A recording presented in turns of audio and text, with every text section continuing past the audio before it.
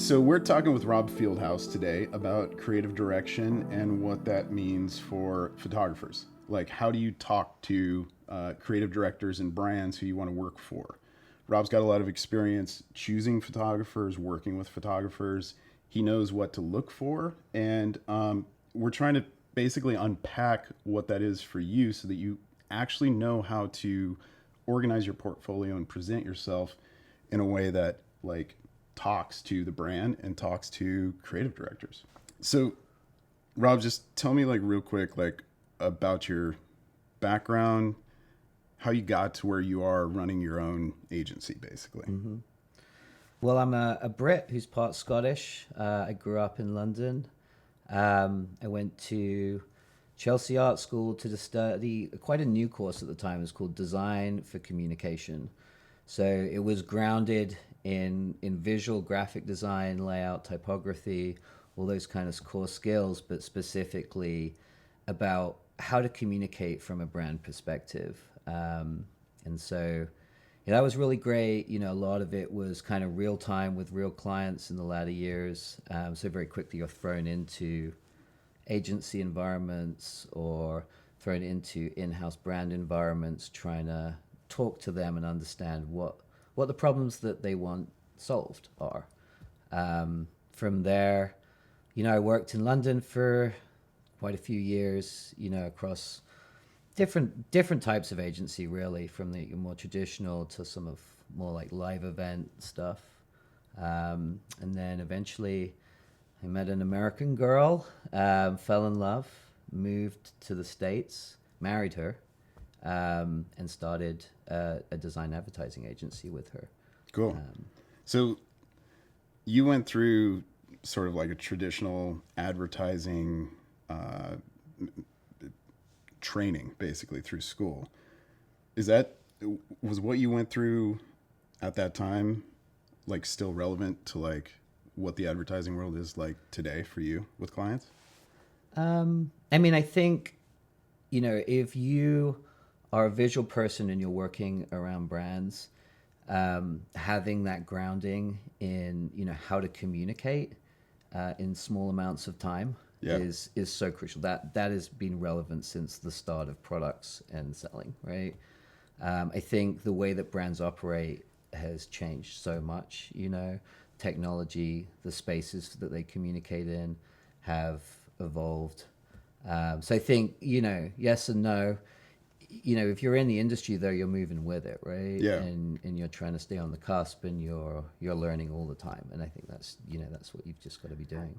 But in terms of visual communication, maybe some of those things haven't changed so much Ab- because we're still communicating with images. Absolutely. Yeah, absolutely. I mean, you're communicating with light, and that's a fundamental, right? Whether you end up printing it or it appears on a TikTok feed, or, you know, you're trying to do this thing where you balance emotional connection and rational appeal, and ultimately, you know, persuade a consumer that, you know, this is a brand or a product that they can align themselves with and they can feel a part of. That's interesting. So, like, talk about how you work with photographers. Like, you choose photographers for campaigns, and based on what, like you were just saying, you have to look at the photographer, look at their portfolio, Yeah. and figure out whether they kind of meet that criteria that you were just talking about that's valuable. Yeah, and I think, you know, it would be helpful probably to rewind a step, because it never starts with the photographer if you're doing, you know, commercial work for brands. Yeah. It always starts with the brand, and then a specific brief, and then an execution strategy, so like a visual concept, if you will, to create a solution.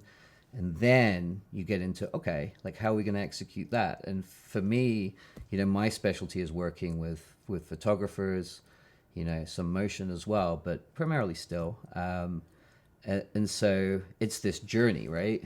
And by the time you get to picking a photographer, hopefully if you've done your job well, you have a set of criteria that are based on the brand profile and the creative brief. So, for photographers who are trying to get work with you, it would probably be really good information for them about like how you digested the brief that you got from your client, and then how they could position themselves correctly so that you go, aha, yeah, they get it, right? Because there's a bit of a disconnect. You digest the brief, you find out what your client wants, you have a lot of experience. Photographer may not have any connection with the brief whatsoever. They've just got their work and they know they want to work with you. What would be helpful for them in terms of understanding how you digest briefs and then make choices about the photographer you hire? Well, I think the first thing to understand would be how a brand is defined. So, different creative directors, different agencies will do this slightly differently, and there's no one way to do it. But what we do is create something called a brand profile to start with. If we have a brand that we're working with, we're trying to define it in a set of consistent and tangible terms that we can refer to. So that would start with your mission, vision, and values of the brand. Then you're going to get into its physique, which is just a fancy way of saying, what are the actual literal products or services in the marketplace. Then we will move into its personality. So just imagining it as a human being. How does it talk? How does it show up in the world? Then beyond that, we would get into its positioning. So how do we want to position this brand inside of the marketplace? In terms of its competitive landscape, and in terms of analogous products. That leads kind of into really understanding their consumer, and often there's several segmentations of a target audience or a consumer audience. And really what you want to get to with a brand profile, if you can, is what we call the single net impression. So what is the one thing that you want a consumer to remember about your brand, right? Regardless of the brief, regardless of any specific execution, what is that one thing? If they forget everything else, what is that one thing you want them to take away? And I think if you can define a brand in terms similar to that, then you have this document, right, that everyone aligns on. It's about joining hands. It's about a lot of reworking. It's about a lot of thought and ideation that goes into this quite simple thing. But once you have it, then it's your North Star for every execution, every creative brief. So as a photographer, I think if you want to work with brands, you need to understand how they're defined, and you need to get your hands on some brand profiles. Talk to people around you. Talk to people who work at agencies. Don't go taking material that you're not allowed to get your hands on. But plenty of people will share that stuff, because really it's no big secret, and frankly it's what the brand is trying to put out there. So that's interesting. So agencies, creatives will create these brand profiles as actual documents and are open to sharing them with people. I would be, certainly, amongst industry colleagues, amongst photographers, this is like a common language. So if you can get your hands on some, just read them, and try and understand that mindset about how a brand is defined. Because as soon as you can do that, then you start, being able to unlock, communication strategies. Yeah.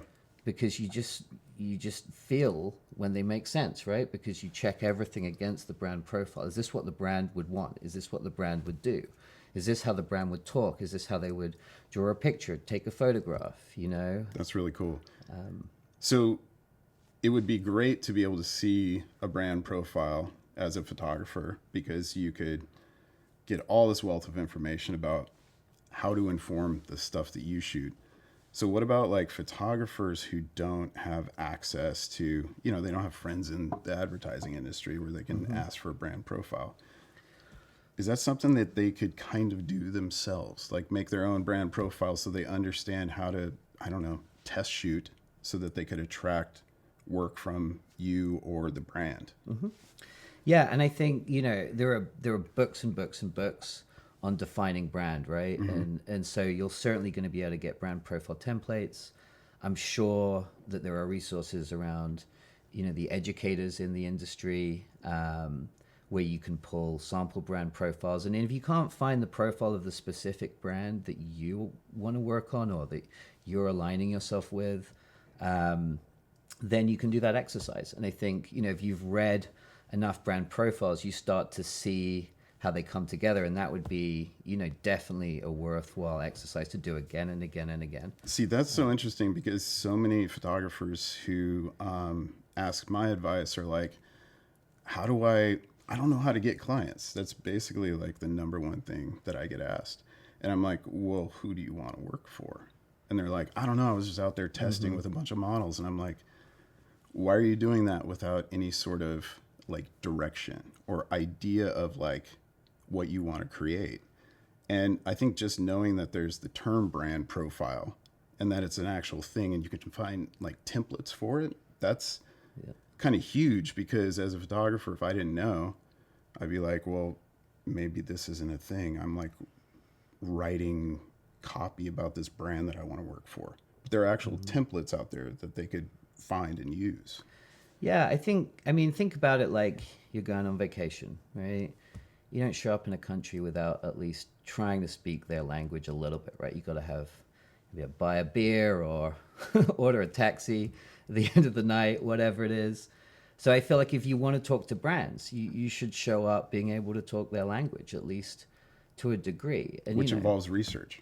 Exactly. And so once you have, these brand profiles, and let's say you're a photographer starting out and you want to try and build a portfolio, I would recommend that you pick kind of 2-3 brands that, have some cohesion together, not like, a sporadic mix of random things, but brands that you align with, that you would want to shoot for a reason, because, I don't know, like they interest you, they're part of, something that you really enjoy or partake in. Find personal connection, and then find brands that sit together. Maybe it's across a breadth of that industry or whatever, and do that work. And then once you can kind of get in their headspace, you're going to unlock, a lot of ideas already about, now I understand what these brands might want to see, what might be new for them, what might be a new way for them to talk to their consumers. And ultimately, that's what's going to get you hired, if you can show that in your work. So for instance, like I love the brand Patagonia, always have. I mean, they make incredible gear. They do a lot for the environment, and their style and aesthetic is really cool. If I was a photographer who wanted to shoot something that would attract Patagonia, or maybe the agency who works for them, like, what would I do with that brand? Like, if I was a photographer, how do I define Patagonia in a way that like helps me choose how to shoot? Well, I think, first of all, I'd get outside. Yeah. First, outdoors is number one for a brand like that, right? Exactly. So it's easy. Start understanding the environment that the product lives in, as a first step. And then you've got to start to understand, how that brand attaches value to their products, right? So with Patagonia, it's just about obviously a real high quality of construction. They are the brand that people take in life-threatening circumstances, at the top end of their product range. But they're also, a brand that is accessible, and that they've attached, that kind of cachet of being outdoors, right? They're an independent brand, they're very free-spirited. So all of these things, I think you've got to try and look at their products in their most extreme environments, right? Like, that hanging onto a cliff edge versus like just camping with your daughter, you know? I think you want to put yourself in those situations with their product, get out into the sort of world where their product's supposed to live, and look at the things around you when you're using it. Look at the decisions you make when you're using it. Think about new point of views. Think about, the things that you can use in your set, as it were. And ideas will start flowing, I guarantee you, because when you put yourself in that position and you put yourself, kind of in a brand's shoes, as it were, you're going to unlock ideas. And Totally. That's great because most people don't know the tangible next step to do. And one of those things is put yourself in the environment that your brand's products live in. yeah. And one thing you talked about was like trying to show those products in a new way. What I see a lot is photographers maybe trying to attract a brand with a certain like shoot that they do, but they sort of present the product in a way that's like too new or too off voice. I don't know what you call it, but when you're looking for photographers, you're probably paying a lot of attention to that. And so what do you see when people, I don't know, take a brand or a message and change it too much or get it wrong? I think, if you're building a body of work for a portfolio, you're not yet shooting for a brand, probably you're not defining that very clearly on your website or however your portfolio lives. And I don't think you should be. You shouldn't be saying, hey, this is great work for Patagonia. You should just be, I think, choosing some brands. Maybe Patagonia is your central pillar, and you choose, a couple of brands around in that outdoor space. Maybe they're not all gear. Maybe, there are other products or services. So what you're really doing is that you're just creating a body of work that lives in that world. Think of it like world building. So I think, when you do that, you're going to have stuff that's a little bit more out there, hopefully. Do that stuff, enjoy it, but also make sure, that you're coming up with smart solutions to the simpler things, because when I look at a body of work, and especially if I'm working on a brand for a long term, I'm looking for a relationship with a photographer. You always hire a photographer maybe in an extreme circumstances, but most brands want to hire a photographer that's going to be able to deliver in their world. They might ask them to shoot tabletop. They might ask them to shoot out, on a precipice or whatever it is. But, I think showing that you can solve the different problems that the brand has, at their different points of sale or where they want to meet their consumer, I think is a good strategy.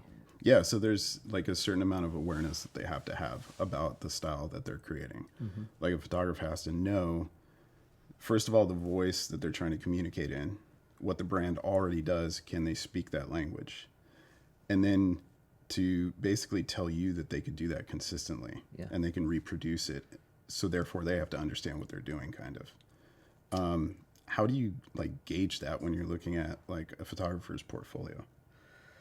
I think a lot of it is about, I've got that brand's profile around in my head, and it's almost like when you go into that tunnel vision of you're scrolling, through those images, you just start to feel like that connection. Like, are the images talking using the same words? Are they making me feel the same things that we've spent a lot of time crafting in this brand profile? So I'm looking for, those matches, because then I know that photographer understands that world, and he is or she is in control of those visual tools that they have at their disposal. So do they properly understand all of the elements that they're bringing into play in their different images, and can they tweak them, push and pull them with control? And I think that's what you look for, right? Because you want a photographer who can clearly articulate why their work shows up in the different ways it does, why it communicates in the different ways it does, and be able to dial those things up and down depending on the brief. So for like the photographer, the brand profile involves, not only those kind of like advertising concerns about like marketplace, stuff like that, but way more visual concerns too. It could be just about like, what are the color palettes that their entire body of imagery has in common? Like, how do they use shadows? How do they use lighting in their tabletop shots, for instance? All those visual kind of like indicators of this is the voice that they already use. I'm going to recreate that.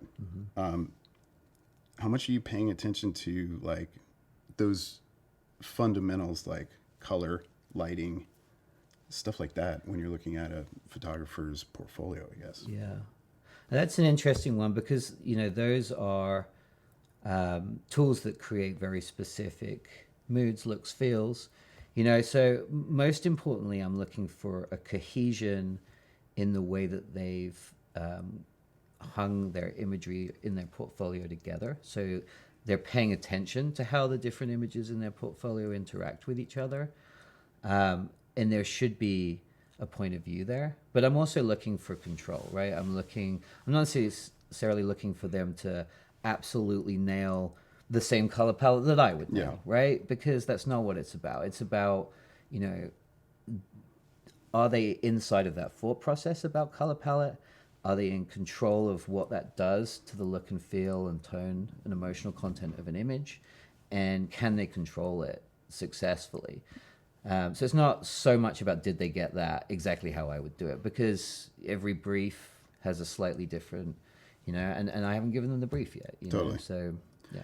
Yeah, so for so many photographers, I think that's a tough one if they haven't already, for any artist, figured out what their personal voice is. Yeah. I always say, okay, if you don't know what that is yet, then copy somebody who you like. Yeah. Is there any advice you have for photographers about if you don't have a voice yet, go steal? Yeah, I think, stealing is I think a word that we're all afraid of, but it's really about pastiching. It's about reference. It's about understanding other photographers who work in your field, understanding the tools that they use. If something's successful, try it for yourself. I guarantee that you'll find an evolution of that. You'll find your own way of doing it, or you'll find access to something else if you just couldn't nail it. Right? It'll force you to try another solution. And if you're solving for those same problems that the brand needs to solve for, and you're actively producing work with that focus, then you're gonna start producing things that are new regardless of where you started. So yeah, I think, and then it's about editing, right? Then it's about editing your stuff so that what you choose all has a gravitas. That's another part of that awareness too, is if you're paring down, when you're building your portfolio, I'll see people throw in stuff that totally distracts me from the strong part of their work. You know what I mean? One image that's just weird can throw off the whole entire experience, So that's, I just tell people, I'm take that out. Yeah. This is all good. Less is more. Stick with the good stuff. If I was a photographer and I didn't know what the boundaries were around what I call ethical stealing, mm-hmm. What would that be? How could I look at another photographer and do their stuff without ripping them off, but doing it as a genuine exploration? Yeah. You know what I mean? An authentic, I'm going to figure out how all that worked. Yeah. Do you have advice for that? I think, when you're talking about ethical stealing and reference, it's all about the mindset that you go into it, right? You might be exploring and developing the technical side of your work, right? In which case, I want to recreate this image as close as I can is a valid exploration, right? Because it's about the details, it's about the technicalities. But if you go into it, as in a more progressed state than that, you've got your technicalities down. You know the levers, right? And then you're going into it from, wow, I really want to try and capture some of that mood, some of how that image made me feel. Mm-hmm. Then it's just a starting point, because I guarantee you, if you're a creative, you're never going to end up at the same place. There's too many variables. You might go in with, wow, that really moved something for me, but you're going to come out with your own expression of that. And I think that's what to keep hold of when you reference work. That's my painting thesis instructor, she was like, oh no, you can try to paint all of the paintings of the old masters and try to copy them exactly. You'll never make them the same way. Yeah. You can't. She's like, so don't worry about it, because you'll learn so much. Yeah, and I think, inside of a space where you're just, you're shooting work for a body of a portfolio, and you're not executing for a brand, I think you should enjoy that freedom, right? When you're executing for a brand, you need to make sure that you're bringing a unique point of view and you're not just copying someone else's stuff, really, if you're going to do your job well. But when you're building a portfolio of work, I think it's a valid starting place. And then, because you're trying to bring that brand close to you, or you're trying to bring the brands in that space close to you, and just tell them you talk their language, right?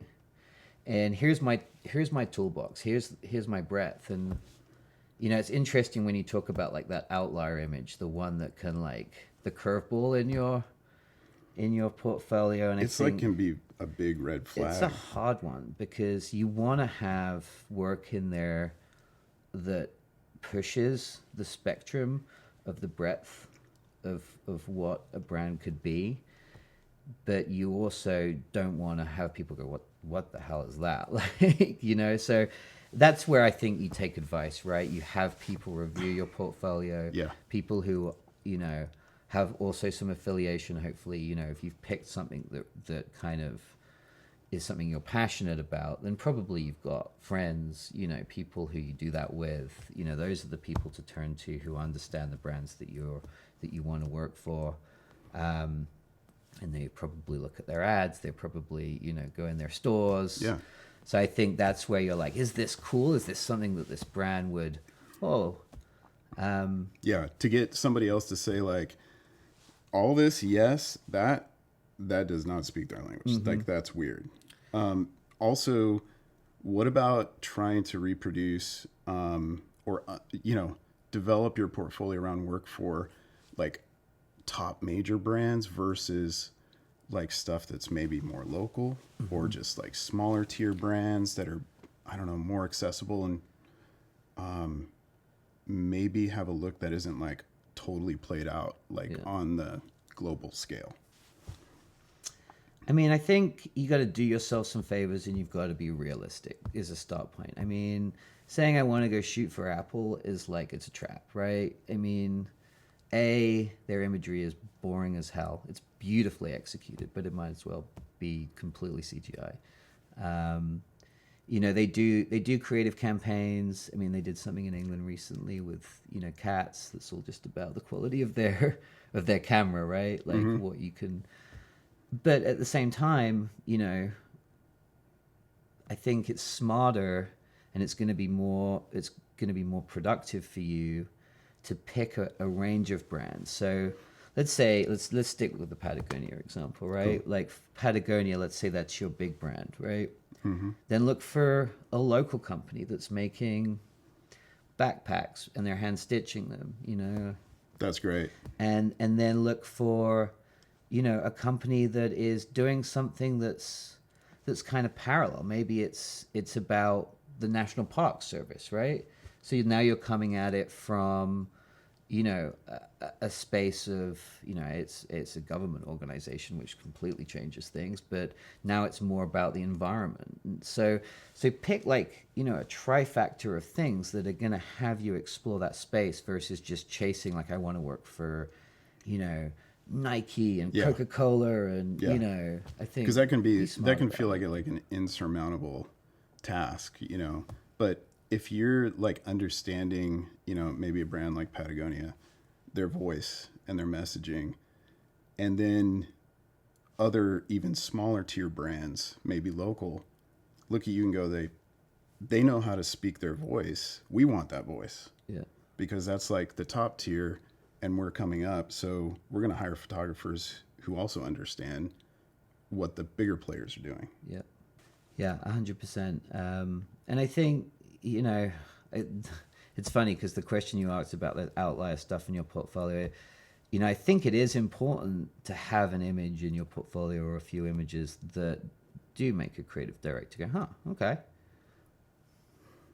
Because there's something about a boldness. When you hire a photographer, you want them to deliver on the brief, right? You want to know that they're in control of, all the aspects of their work.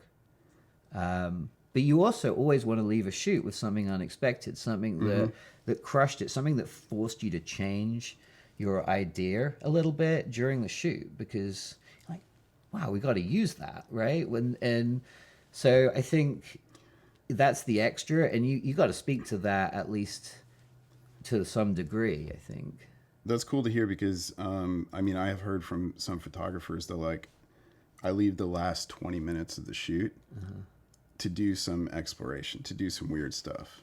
I'm always thinking about like how to tell people to organize that on their website or their portfolio, because to some degree you want consistency. You want to hire a photographer who you know is going to like, especially if it's stuff that's like where the brief is not to get creative and do something new.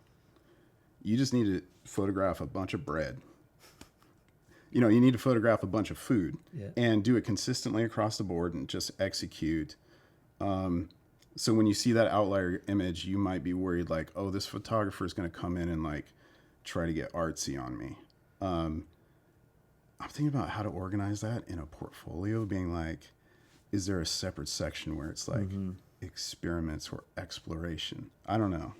Yeah, I mean, I think if you feel nervous about an image but you like it, I think that can help, you know, by creating some kind of structure around it. I think on any portfolio's website, having tools to organize the images in different ways and trying, you know, that either the viewer can literally by sorting things in different ways, but also by experimenting with the way that you order your images.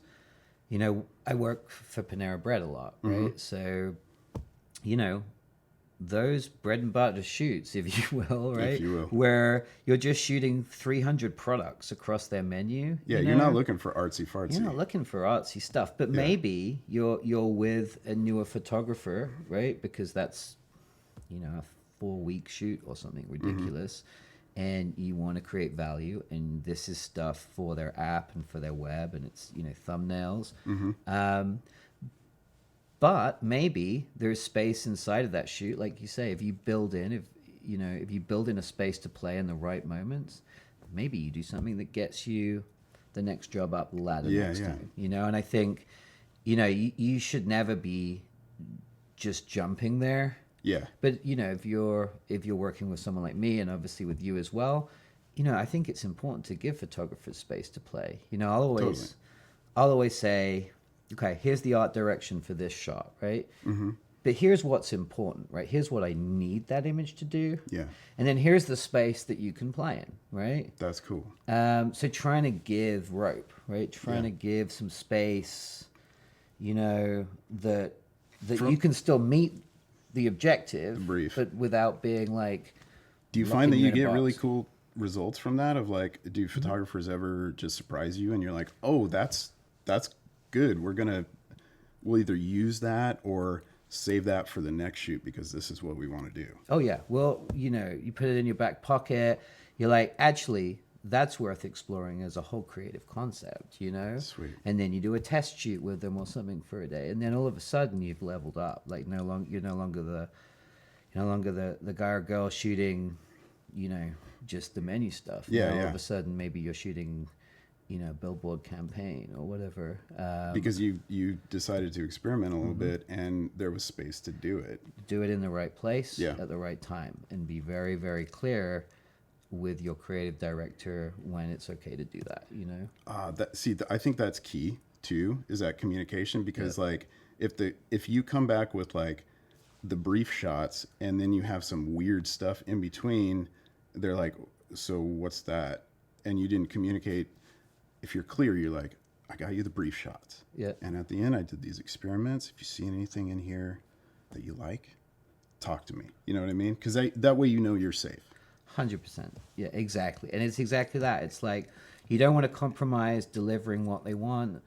But, you know, if you're in a production and you've got 10 minutes at the end of the time allotted for this shot, you know, do some exploration, shoot it from another angle, go off tripod, like whatever it is, depending on what you're shooting, you know, deliver them extra, right? More content, you go, here's we just call it the bonus, right? The bonus. Yeah, and you know, it'll get used or it won't. No attachment, but what it is doing is that it's just advancing your conversation Totally. with the brand and that language that you're sending back and forth with each other, so that they, oh, okay, like, This person is thinking. Yeah, exactly. This person is a creative. They need to do this stuff.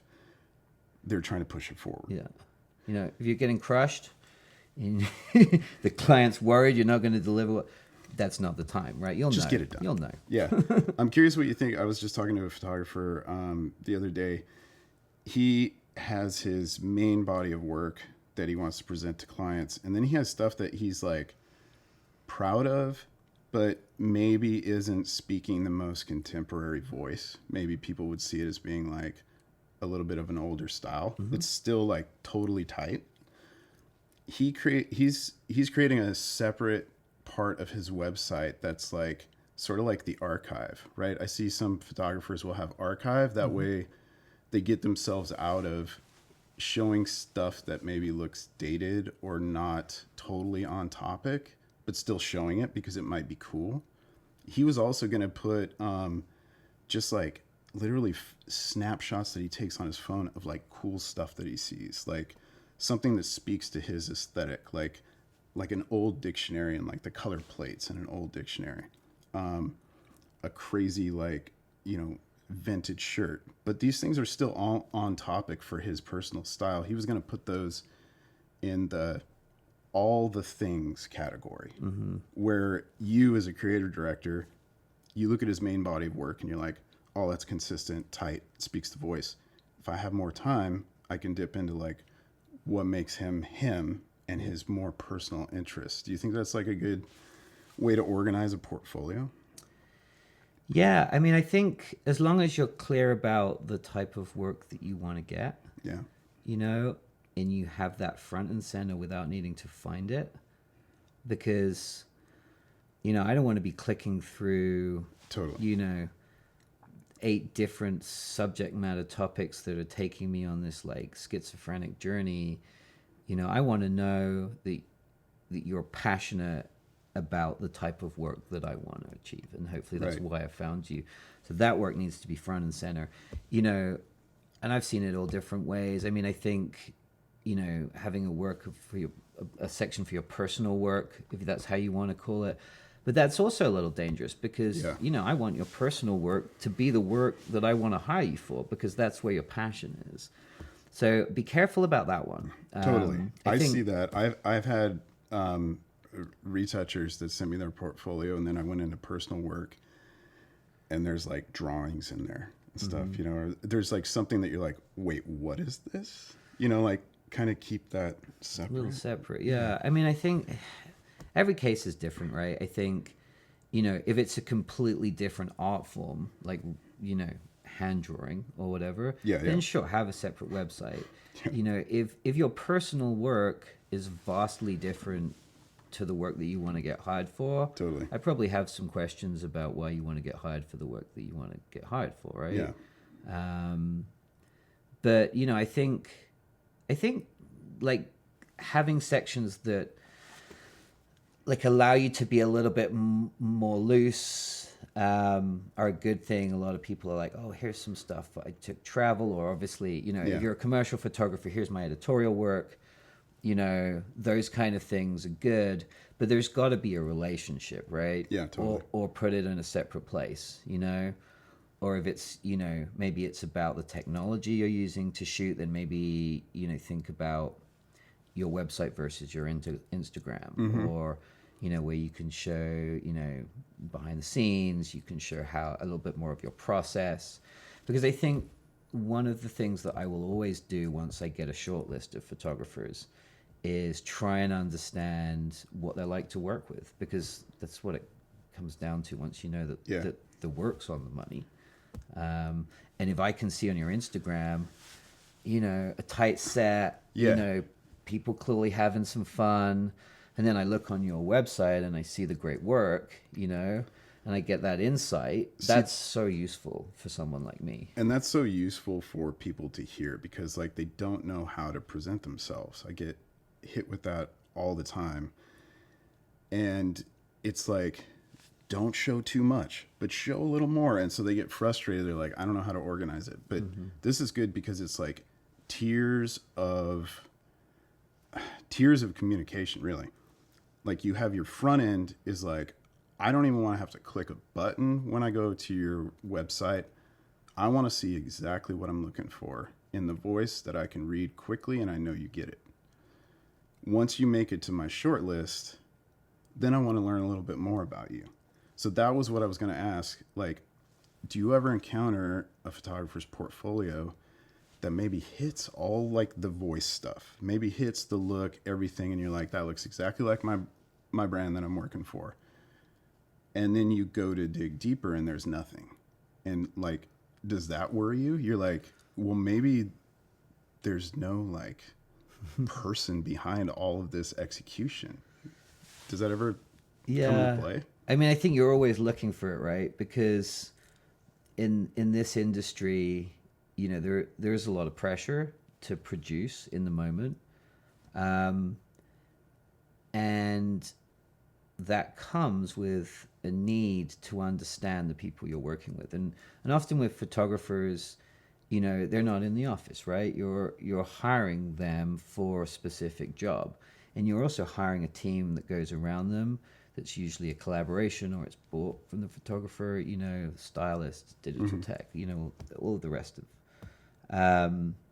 So I do want a window into that, you know, because I have to be confident when I hire you that you didn't just arrive at this image through some hellscape of a process, right? Yeah, you know, I need it's to not know like terrible to work with you, or it was an accident. That you're passionate and that it had energy and the team flowed and you've got good communication skills. And obviously, you know, there's a limit to how much, but if you are at least open about some of that behind the scenes stuff, then that gives me enough to be like, oh, you know, okay, you can tell a lot if you're on set a lot from some snaps, right? Yeah, totally. And I think it's just that thing that says, you know, I'm open, you know, I'm probably going to be prepared to have that conversation with you because once I get to a shortlist, I'm going to do several things. First of all, I'm going to do due diligence. So let's say I've narrowed down to 3 photographers, right? And they're all great. They'll bring something a little bit different, and I want to present them to the client. First of all, I'm going to look at their images throughout their whole portfolio and their client roster and make sure there's no conflicts of interest. They're not working for a competitor or whatever. So, you know, that's a useful thing to have up front. And then I'm going to get to know them. I'm going to want to try and understand what it's like to work with them. You know, what energy do they bring? And BTS shots will help you figure that out quicker. Yeah, or at least let me know that they understand that that's something that is a next step, right? Totally. And it tells me that they're open, and it tells me that I can, you know, probably put in a phone call and get what I need, you know, versus people who hide that stuff. That's a red flag to me. See, that's so useful because if I was like just starting out as a photographer, like I wouldn't know any of this stuff. I would be like, I don't know if I should put BTS stuff in there. Do they like want to see that, or you know, maybe it'd be helpful to know what like good BTS looks like. Like, could a photographer sort of strategically show the right kind of behind the scenes photos that you want to see?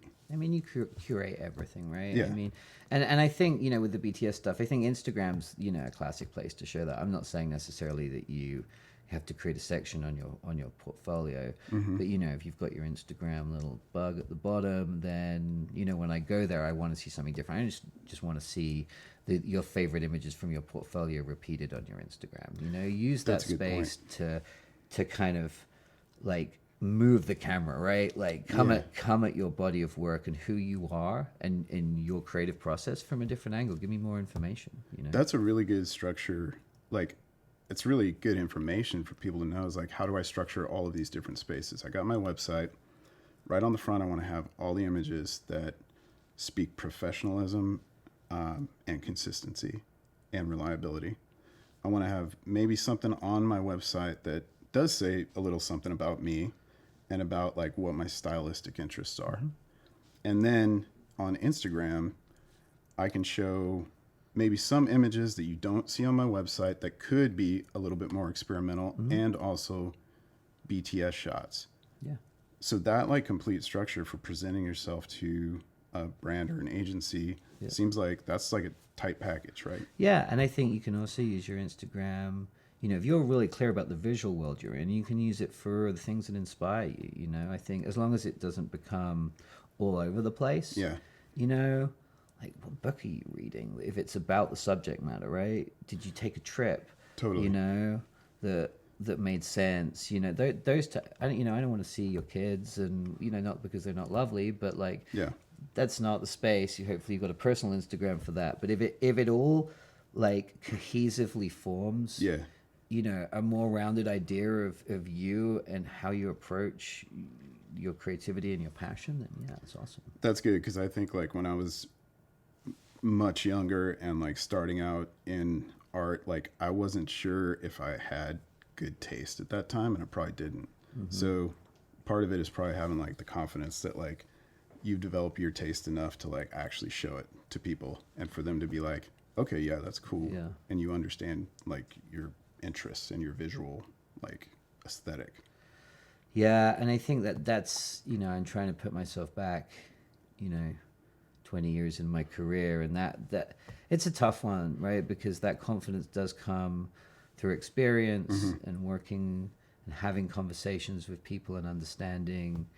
But, you know, I think coming at it from a place of openness versus closeness, you know, Yeah. like if you're passionate about something, you know, and what you are doing is in service of, you know, the way that you want to work and the people you want to work with, probably it's okay to share, I think. That's cool. And I think like if you just come at it from a space of like positivity and openness, then probably that's going to be a good guiding star. And also talk to people, you know, just be like, you know, how do you feel about sharing this? Do you think that's helpful, or do you think that's just weird? Totally. You know, if anyone's like, don't share it. Don't share it. Just hold back. That's so cool. I mean, I think like this whole discussion is just so helpful. It would have been so helpful for me to hear when I was just starting out, because we don't know the terminology that's used. I mean, when you talk about your brand profile, that's something I didn't even know the term for that. I mean, I knew the thing. It's just so helpful for people to know this is what we call it. This is why we use these tools. Brand profile. This is how to organize your portfolio. If you're just starting out and you don't have a lot of confidence in your personal style yet, just reproduce something that you really like consistently and present that in a way that a creative director can see really quickly and feel confident that this person can execute. Yeah. Do you have any other like advice, like just starting out, like be conservative, be creative? What, you know, like what can you help people do to get like their first brand job? I mean, I think it's being about being in the conversation, right? So it's about, does the body of work speak the language? And then it's about literally, as a human being in the conversation. Like, get out and join your local, you know, creative directors meetup, you know, join the organizations that support the industry, right? Yeah. Be out and about in the environments and in the places that the people you want to work with go, you know?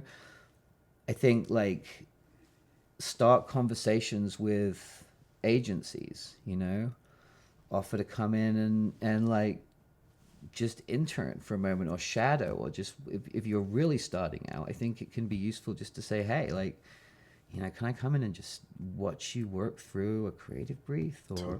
watch you edit a set of images? You know, I think like those kind of things just form relationships with the people. And more often than not, you know, agencies or, you know, studios or wherever it is you're going in-house, they're, you know, unless they're absolutely slammed, which, you know, it happens, they're gonna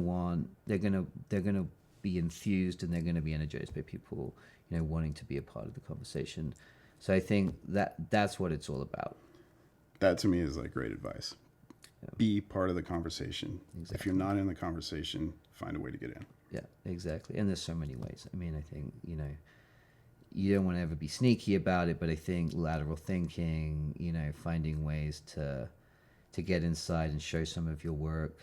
Mailers are one thing, but like, you can't be just being face to face with people and coming from a space of not selling, coming from a space of intrigue and interest and kind of like, wow, I want to learn, it breaks down so many doors. If you come in with like, here's me and my work's great and look at it and hire me, it's a closed conversation, right? What's the cold call message and the format of it that you would respond to?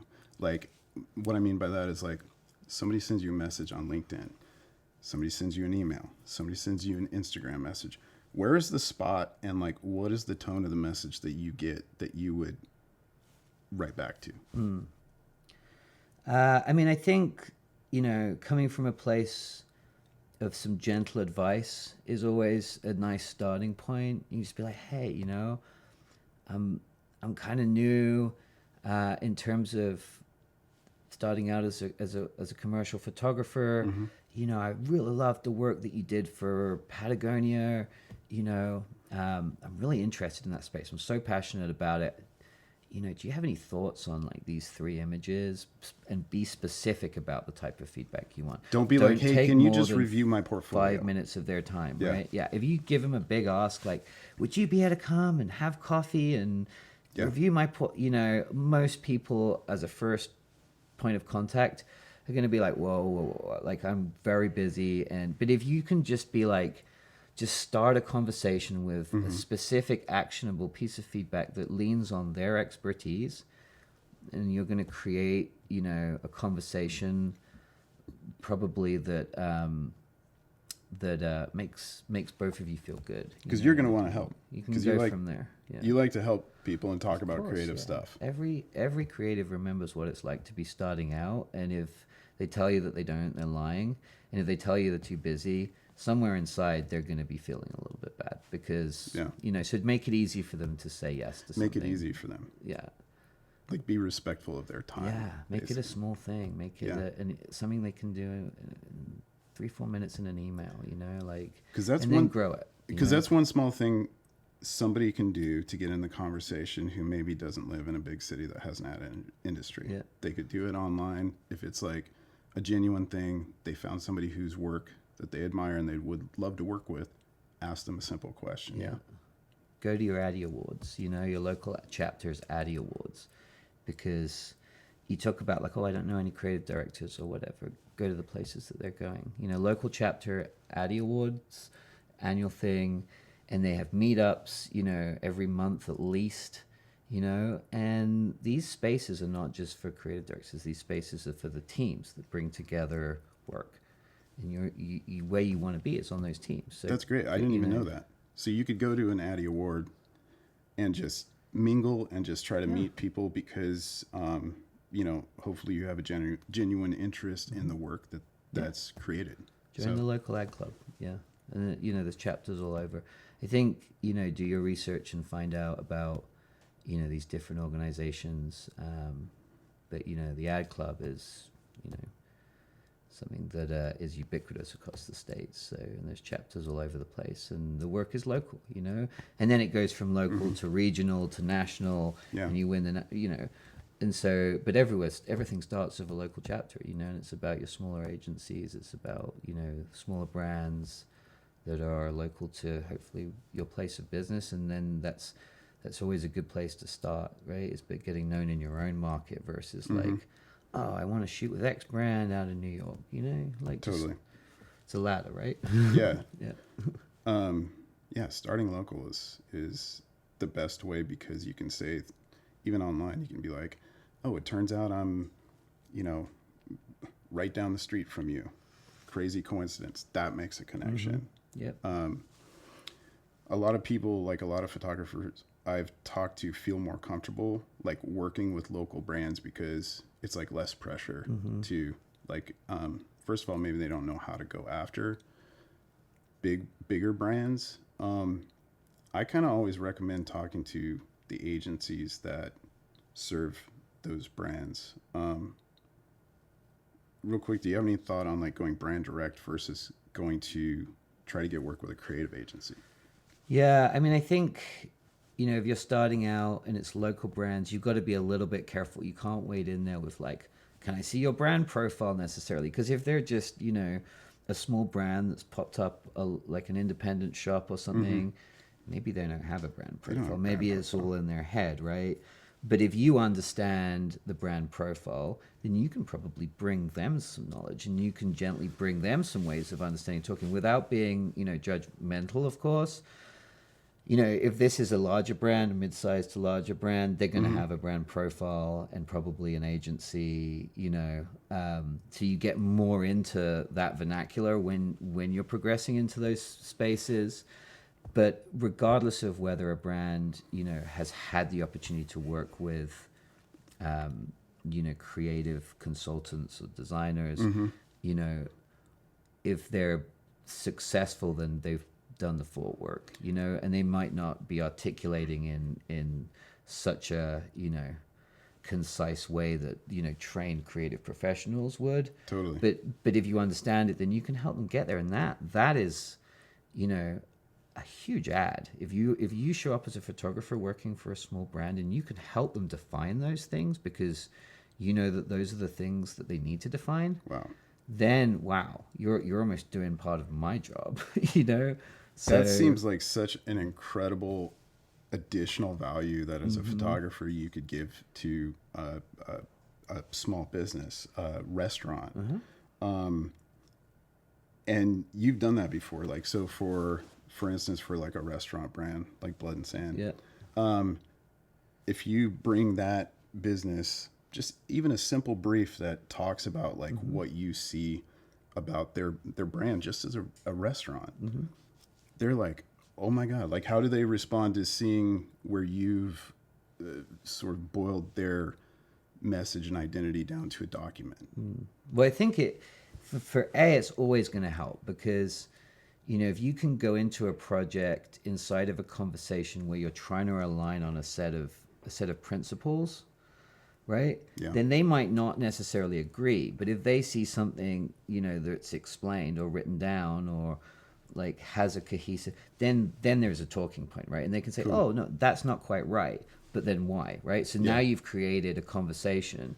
And if you can get to a place where you agree, then fundamentally you're giving yourself something that is going to give you what you need to be able to assess the work afterwards, right? You need to create a space where you can both take a step back from the work at the end and say, did it meet the set of criteria? And that's going to allow you to define success in a job, which is so crucial. You can't be in this space where no matter who you're shooting for, if you're doing commercial work, where you don't have the tools to actually critique the work afterwards. Yeah. Because otherwise, how are you going to be able to say, I smashed it? I don't have any metrics. I don't know what the finish line is. And how are they going to know if you smashed it? And if you didn't do that work to create what is the definition of smashing it? Yeah, totally. So I think like being able to understand those conversations, being able to understand the way that creative work can be, judged is a harsh word, but analyzed and talked about are going to give you the tools you need to be able to be successful, define what success is, work smartly towards specific goals, execute creative briefs, and grow in confidence. Yeah. Well, that's cool. I mean, this whole conversation is so valuable to so many people. I guarantee it, because it would have been for me starting out. So thanks for going through all of this, what's inside advertising agencies and creative direction and how photographers can like get into the conversation.